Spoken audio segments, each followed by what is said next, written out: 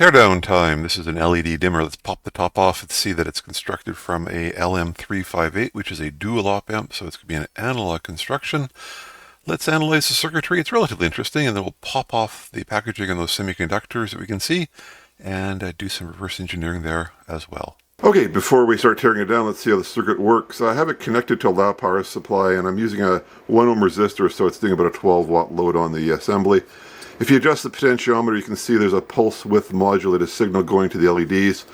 This, of course, will adjust the intensity because as the pulse width modulation gets lower here, the LEDs are only on for a smaller portion of time, and they would appear dimmer to most people. And of course, when it's fully on, the LEDs are at their maximum brightness. It's around 700 hertz. So the problem with pulse width modulation is that it creates flicker. Some people actually can perceive frequencies up into that 700 hertz range. I think human sensitivity is around 2 kilohertz for the most sensitive people. So there's two ways of doing intensity on LEDs. You can actually current limit them, or you can pulse width modulate them. This is the simpler approach. Now that we understand how the circuit's working, of course, we can now do some reverse engineering. Okay, let's analyze the circuit. The product's based around a dual op amp called the LM358. One of the op amps is configured as a free-running oscillator. There's a resistor and a capacitor, and then there's a voltage in the other input, which is basically the power supply to the op amp divided by 2. And if you go into SPICE, you can see the operation of it. The output is the white line, basically a square wave at around 700 hertz. But more importantly, you can draw your attention to the RC. The capacitor resistor combination slowly charges and discharges as it operates. This is a classic out of the data book application note type free running oscillator, very appropriate here. The only other thing to note is the silkscreen is very helpful in this product. It's well done, except I'm pretty sure there's an error here. It says 103 and then below that 100 nanofarads. A capacitor marked 103 is actually a 10 nanofarad capacitor. And in fact, when I put this into SPICE, if I put 100 nanofarads in the simulation, it runs at 70 hertz. So I suspect that silkscreen is not correct. So the second op amp is basically being used as a comparator. The voltage coming up from the free running oscillator goes to this pin here. And when it goes above or below a threshold on the non-inverting input, of course, the output will change. One interesting design technique, there's a potentiometer, of course, to adjust the duty cycle. But you can see there's actually 3 resistors in series. To avoid the deadband, there's actually 2 1 kilo ohm resistors placed on each side. That limits the voltage excursion by this pin here. At the very top of the bottom end, otherwise there would be a lot of deadband. Like you turn the potentiometer, nothing would happen. So a really good design technique. If you're interested in those kind of things, there's a very good book out there.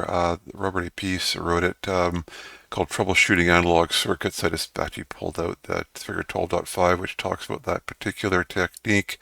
However, a really good book, just chock full of interesting ideas. The output of the op amp goes to 2 in parallel N-channel MOSFETs with a 1 kilo ohm gate ohm driver. You might ask yourself, why not just put down one big MOSFET? It comes down to the fact that gate resistance is fairly high, 1.4 ohms. The product is rated for 30 amps of current, and so you'd be dropping 40 plus over 40 watts inside the MOSFET package. So putting MOSFETs in parallel is obviously a way of solving that. The only thing I'd comment here is that they really should have individual gate resistances of a low value. It helps the MOSFETs share the load. Last circuit on this product, they put down a voltage regulator.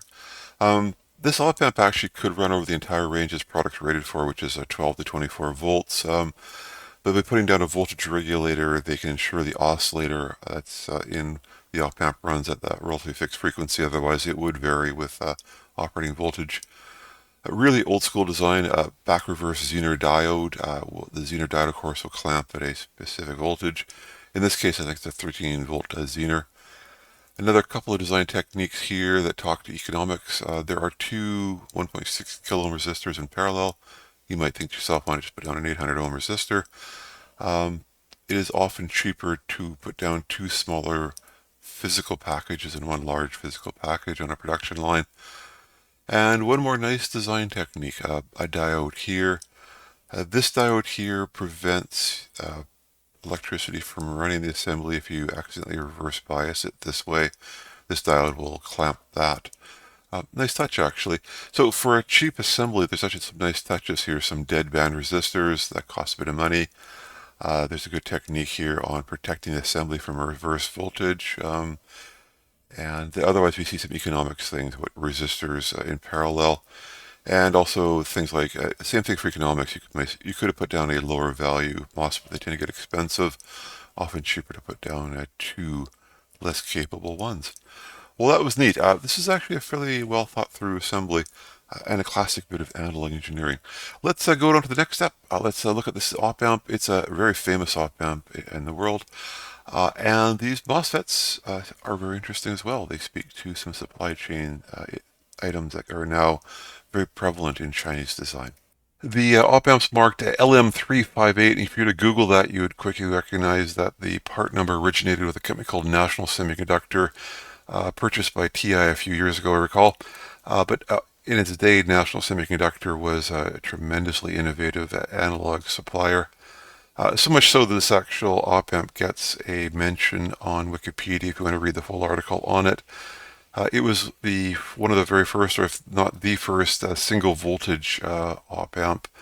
Its very much commercially successful predecessor called the LM741 required a negative voltage supply. If you're interested in who designed it, Frederiksen was one of the designers, worked for National Semiconductor. He also wrote a book called Intuitive IC Op-Amps. Probably a little harder to find this one, but another really well-written book on integrated circuits.